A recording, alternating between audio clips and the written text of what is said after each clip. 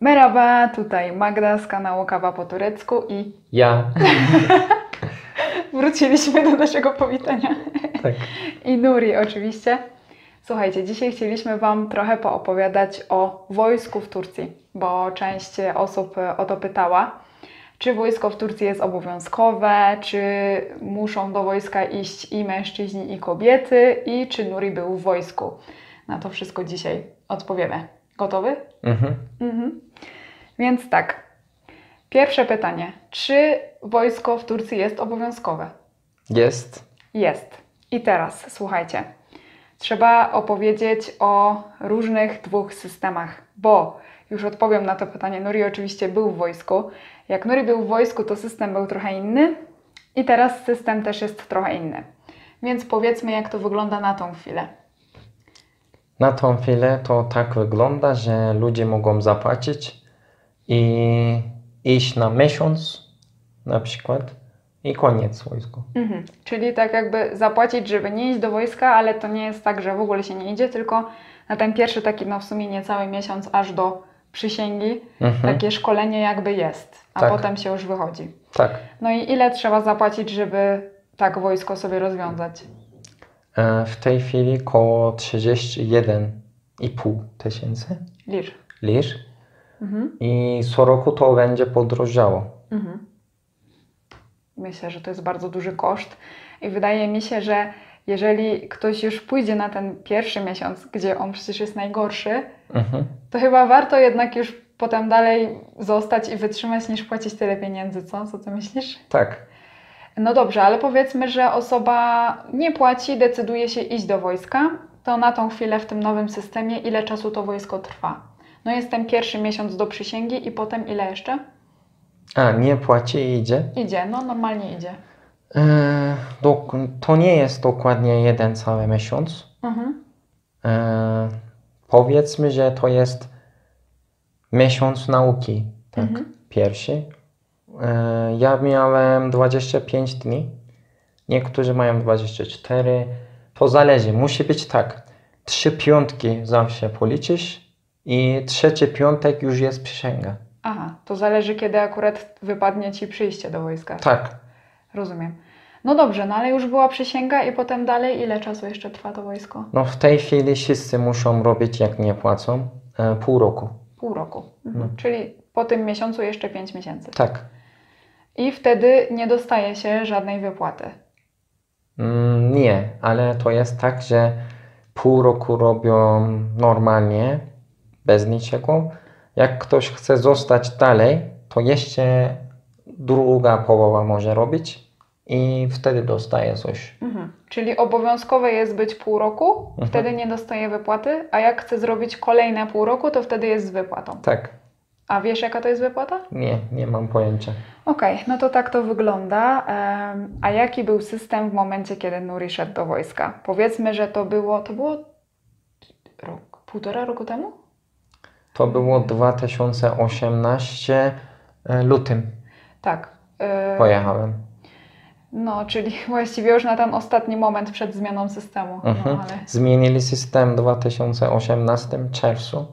Ja pojechałem w lutym. W lutym. I na tamtą chwilę system tak wyglądał, że nie było możliwe zapłacić za to, żeby nie iść do wojska. To znaczy, było to możliwe, ale tylko raz na jakiś czas. Czasami podejrzewam, że tam, nie wiem, były jakieś dziury w budżecie i chciał sobie rząd jakieś pieniądze skądś wziąć, no to ogłaszał, że taki i taki rocznik może tyle i tyle zapłacić i nie iść do wojska, ale to nie było coś na stałe, nigdy nie było wiadomo, kiedy się to wydarzy i jaki to akurat będzie rocznik i jaka to będzie kwota. Co kilka lat to się działo. Więc ci, co mieli szczęście, no to mogli z tego skorzystać, ci, co nie, no to nie. No i wtedy... Wojsko, tak jak i teraz, było obowiązkowe, ale oczywiście tylko dla mężczyzn, dla kobiet nie. Kobiety w Turcji do wojska mogą iść, ale jako zawodowi żołnierze. Tak, jako zawodowy. No i wtedy Ty poszedłeś do wojska właśnie na pół roku, bez wypłaty. Plus był taki, że właśnie z tego względu, że jesteś memurem, nauczycielem, to praca na Ciebie czekała, bo normalnie jak ktoś pracuje u prywaciarzy i idzie do wojska, no to Oni nie zawsze czekają, Tak. prawda? Czasem musi z pracy zrezygnować i potem od nowa pracy szukać, na Ciebie praca czekała. No dobrze, no to opowiedzmy, jak to wyglądało. Na pewno będziecie o to pytać, co się ze mną wtedy wydarzyło, jak Nuri pół roku był w wojsku. Ja tutaj na wschodzie Turcji na niego nie czekałam sama, tylko pojechałam oczywiście do Polski i spędzałam ten czas z moją mamą.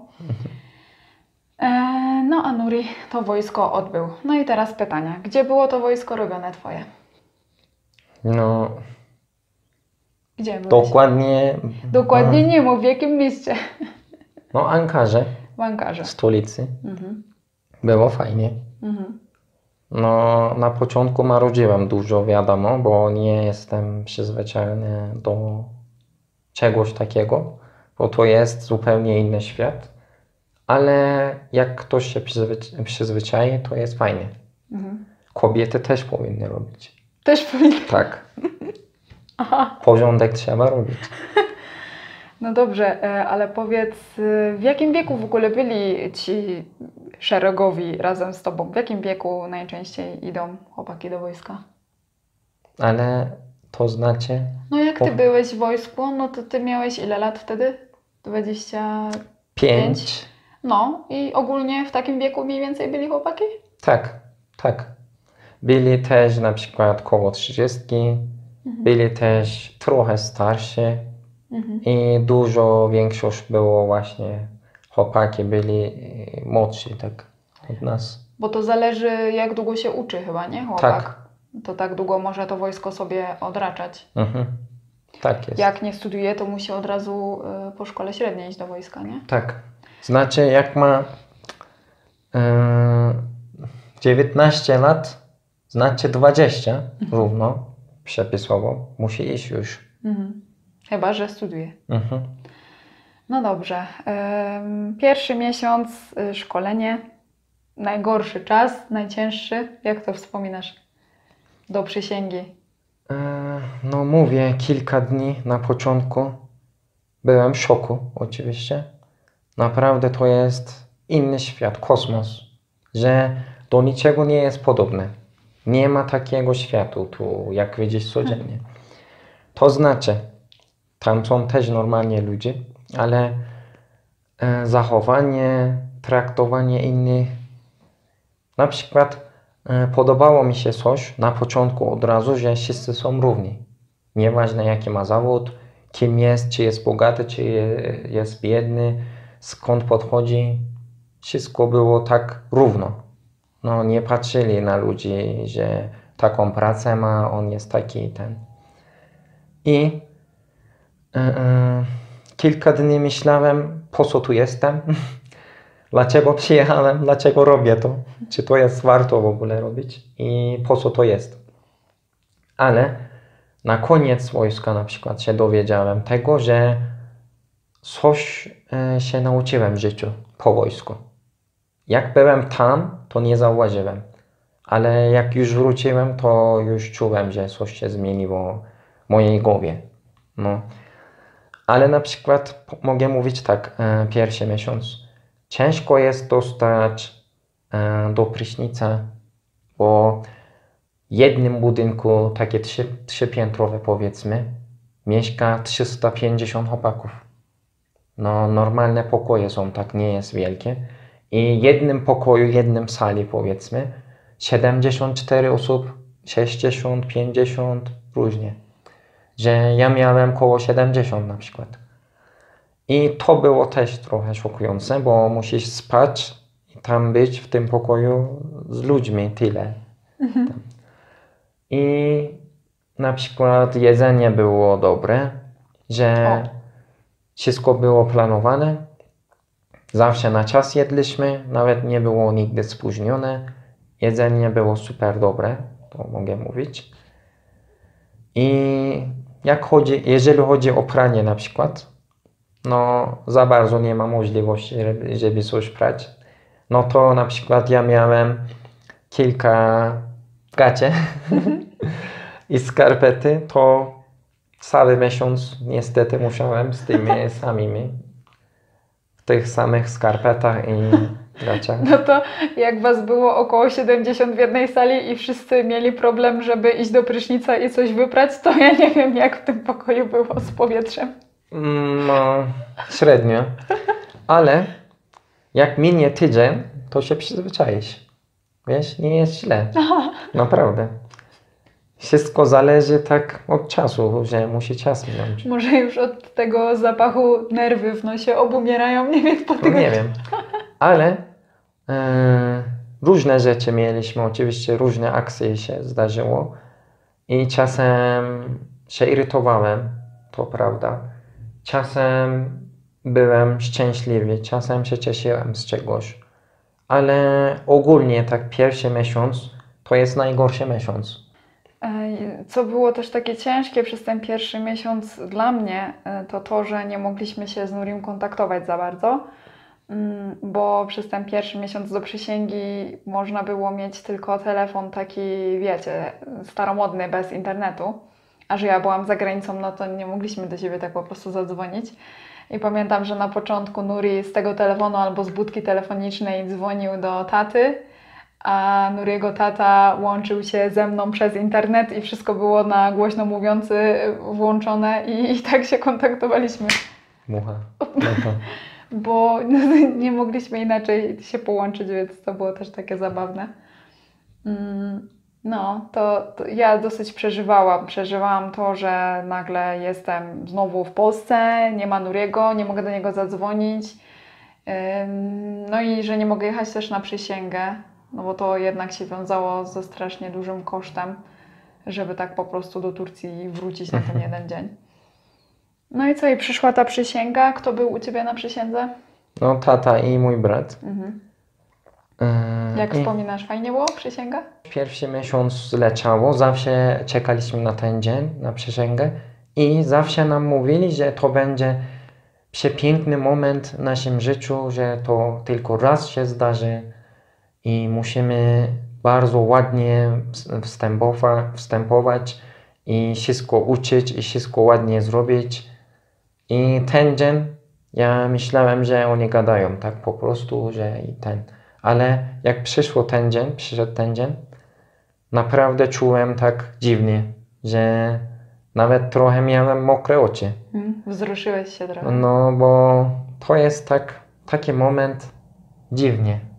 Nie wiem, brak słów. Nie mogę to jakoś powiedzieć, jak to się czuje.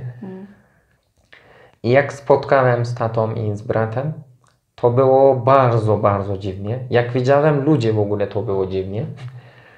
I jak widziałem dziewczyny albo kobiety, to też było dziwnie. No i wychodziliśmy do miasta trochę na chwilę, pozwalali. I jak ja chodziłem normalnie, patrzyłem wszędzie jak na UFO. Bo patrzę, no ludzie żyją normalnie, tu jest życie. I samochody jadą, autobusy, dziewczyny chodzą, kobiety są wszędzie, sklepy, zakupy, hałas, miasto. Bo nasza baza była tak jakby w lesie i miesiąc stamtąd nie wychodziliśmy na dwór. Tak, przez pierwszy miesiąc nie było przepustek do miasta w ogóle. No i koło wszędzie lasy i tylko masz budynek, gdzie śpisz, budynek, gdzie jesz, koniec. Tyle z tego. No tak, to szok przeżyłeś. Ale później po przysiędze przenieśli Cię do drugiej jednostki. Ona akurat też była w Ankarze. Takie miałeś szczęście wtedy, że dostałeś oba miejsca w tym samym mieście. No i jak później te pozostałe 5 miesięcy wspominasz? Czy też było tak ciężko jak na początku, czy inaczej? No wtedy było trochę lepiej, bo już się przyzwyczailiśmy i już wiedziałem, jak to wszystko wygląda, jak ma być, jak mam traktować innych, jak mam zachowywać. No to było trochę lepiej i poznałem od razu ludzi, kolegów różnie. Było super. W ogóle od początku było super. Na przykład pierwszy miesiąc zawsze ludzie marudzą, ja też marudziłem, że to jest masakra, ale zawsze zostają takie wspomnienia najwięcej z tego miesiąca, tak. Bo 25 dni spędzasz z tymi samymi ludźmi w jednej sali jednej sali. Jednej sali. I nigdzie nie możesz chodzić bez tego pozwolenia. Wszędzie grupami, wszędzie wszystko grupami i nie możesz sobie robić czego chcesz. Zawsze wszystko razem. Więc z tymi ludźmi miałem kontakt 24 godziny. Wszystko razem zrobiliśmy. No to wtedy wiadomo, że masz tyle tam wspomnień, bo nie masz telefonu, nie masz technologia, nie masz nic, telewizja, nie masz świata w ogóle. I to też fajnie, jak tak patrzysz, bo wtedy gadasz z ludźmi, rozmawiasz o wszystkim i siedzisz, nie patrzysz na telefony, na Insta, na social media i technologia ci nie przeszkadza, nie masz w głowie jakieś problemy, tylko siedzisz i rozmawiasz z ludźmi, fajnie spędzasz czas. Ale potem następne 5 miesięcy było trochę inaczej, bo do miasta mogliśmy raz w tygodniu jechać. To na początku było tak ekscytujące, ale potem było taki moment, na przykład minęło kilka miesięcy, czasem chciałem wrócić szybciej z miasta. I pamiętam na przykład jeden dzień, tak mocno zaczęło lać deszcz i mówiłem chłopakom, że już wracajmy do domu. I wróciliśmy, ściągałem normalnie ciuchy cywilne i ubierałem mundur. To taka ulga było, że mówiłem, jesteśmy w domu.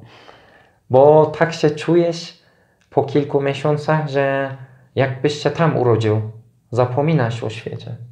Że zapominasz, miałeś rodzinę i ten wszystkiego. Czy to jest źle? Nie. Podobało mi się. Bo tam stworzysz jakby swój świat, swoją rodzinę dziwnie. Wszystko od nowa jakby tak stworzysz i to jest fajnie akurat. To jest twój dom wtedy tam. No. To wtedy jest łatwiej po prostu wytrzymać te miesiące. Tak.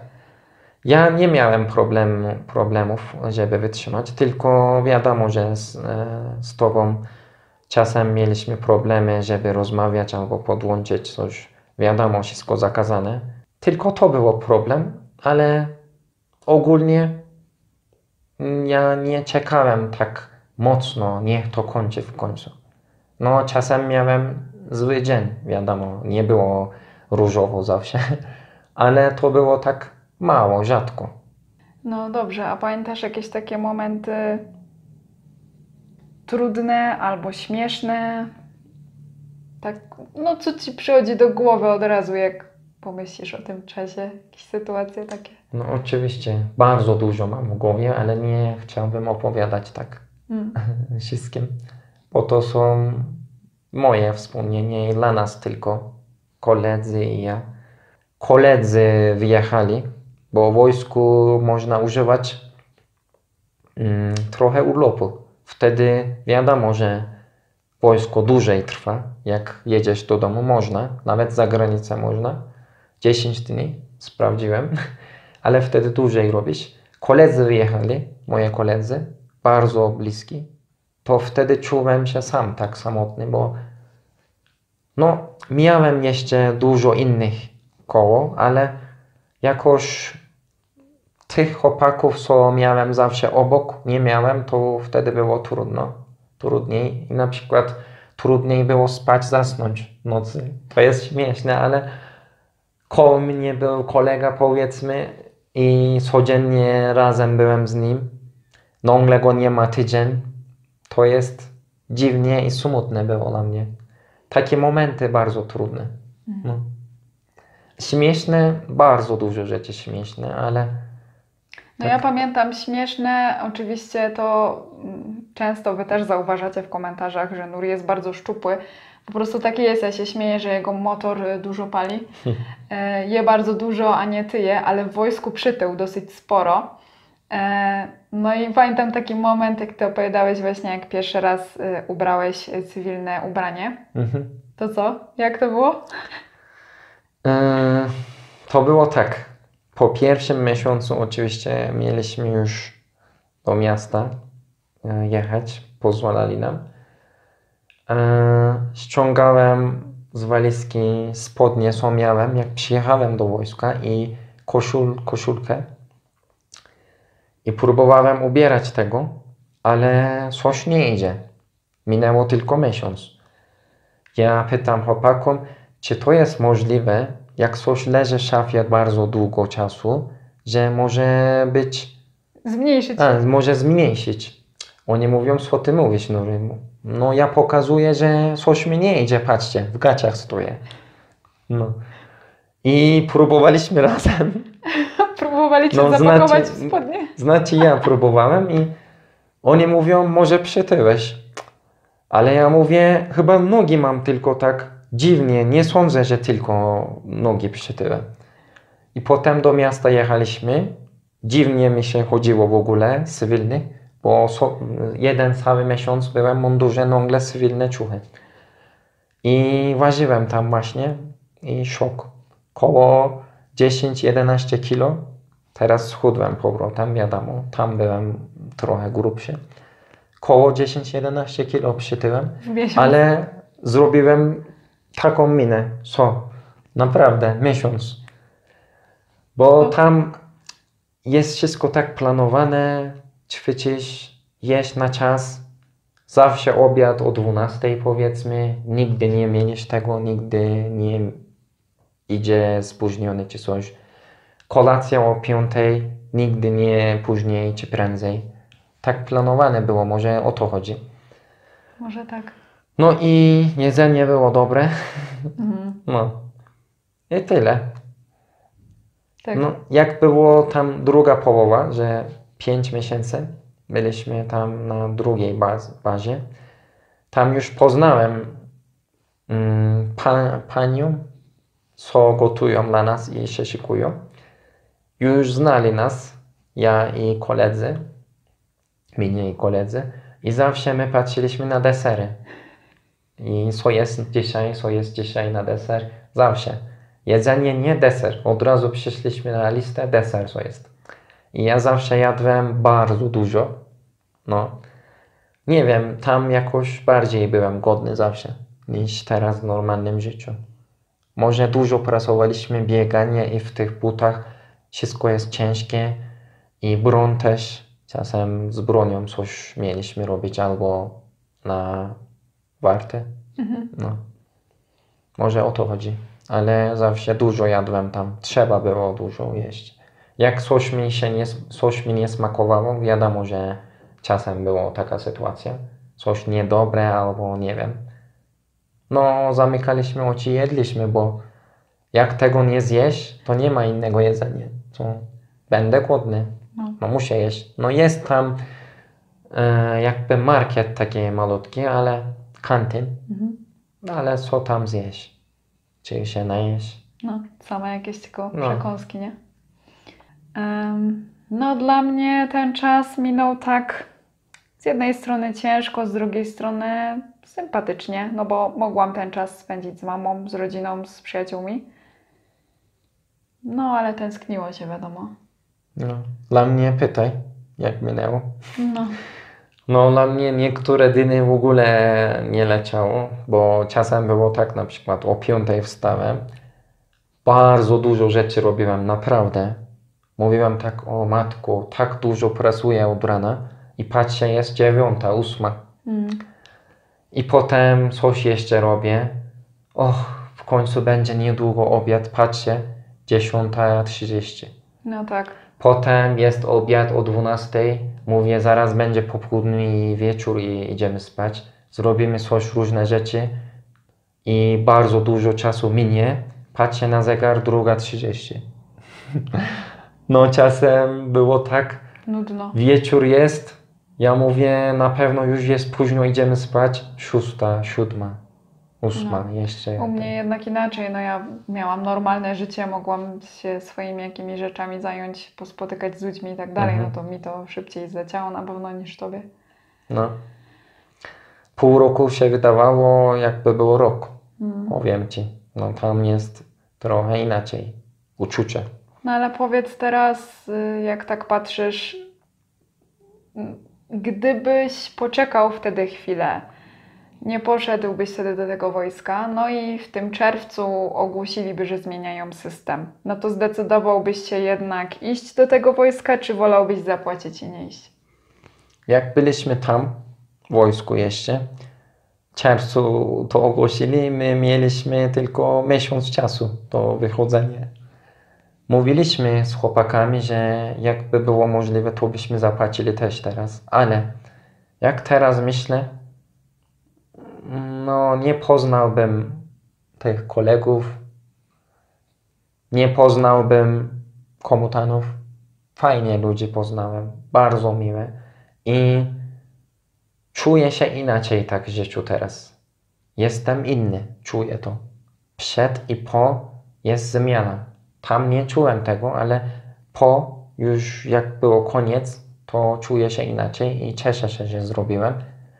To było potrzebne może dla mnie, dla wszystkich może takie coś potrzebne.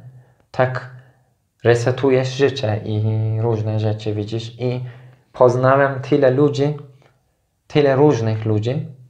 Inaczej patrzę teraz, mam inny perspektyw. Czy to było źle? Ogólnie tak nie. Było miło i podobało mi się ogólnie. No masz teraz takich przyjaciół, nie? Co pewnie już do końca życia będziecie mieć kontakt i to wszystko wspominać, bo Tak, taka więź silna się wytworzyła między wami przez ten czas, nie? tak. No, teraz jak myślę nawet z Magdą, z żoną tyle czasu nie spędzam, co spędzałem z nimi. Naprawdę. Bo rano wstaję, idę do pracy, wracam, trochę posiedzimy i koniec tego. Ale tam, no, Wszystko jesteśmy razem. tam wszystko razem, od rana do wieczora, razem spanie, razem wszystko razem. Słuchaj, a powiedz jeszcze, bo czasem dostaję takie też pytania, tam ktoś ma znajomego z Turcji i ten znajomy idzie do wojska, albo ktoś z rodziny i tak dalej i pytają mnie ze strony polskiej, czy to może być niebezpieczne, czy trzeba się martwić, czy to jest takie straszne i w ogóle jak ktoś idzie do wojska. Jak to jest? Czy wysyłają od razu tych chłopaków nie wiadomo gdzie, na jakieś operacje, nie? No tam coś się dzieje. Bzdury. Bzdury. No bo ja też tak myślałem, bo taki jest stereotyp, niestety. Moim zdaniem nawet tam jest najbezpieczniejsze miejsce, tak. Wszystko jest ochronione, masz broń, w razie co. No nie wiem, żartuję oczywiście, ale jest super bezpiecznie. W ogóle to, co mówią ludzie, nie ma sensu. Że nic się nie dzieje.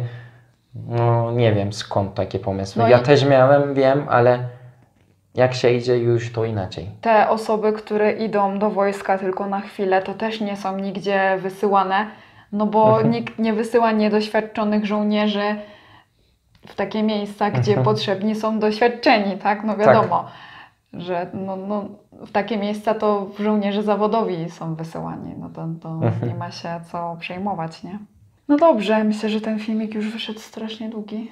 No i ogólnie tak teraz podsumowując. No właśnie, podsumowując. Polacy będą myśleć na pewno niektóre, że ja tak gadam o wojsku i do tego Turcja jest trochę tak krajem patriotycznym, że ludzie nie boją się i lubią takie rzeczy. Ogólnie teraz jak ja myślę, mi się podobało. Czy bym chciał drugi raz? No, jakbym miał tych samych kolegów, to bym jechał chętnie. No to tak jest ogólnie. No właśnie, moi drodzy, więc tak to wygląda. W Polsce wiemy, że wojska obowiązkowego już dawno nie ma, ale pewnie są wśród widzów osoby, które jeszcze w tamtych byłych czasach w Polsce żyły i może ktoś z Was był w wojsku, albo czy tam Wasi mężowie, ojcowie, czy kto, to dajcie znać w komentarzach, jak to wspominacie. Coś ostatnio powiem, tak? W Polsce nie ma, tak? Wojsko? Nie. No, moim zdaniem powinno być. Ja nie jestem takim typem, co popieram wojnę czy coś, ale to jest pilnowanie domu jakby. Teraz wyobraź sobie, że jednej ściany nie masz w domu. To tak wygląda. No wiem, że takie rzeczy, wojny i Nie, ale no musi być też, niestety. No tak, no prawda. No, było wojsko obowiązkowe w Polsce kiedyś, teraz jest zawodowe. No, ale część pewnie jeszcze to pamięta, więc jeszcze raz mówię, dajcie znać w komentarzach, jak to wspominacie, co myślicie na ten temat, czy powinno być wojsko obowiązkowe, czy nie. No i co, dzięki za rozmowę. No. Subskrybujcie kanał, udostępniajcie film, lajkujcie, zostawiajcie komentarze i do zobaczenia za tydzień. Görüşürüz.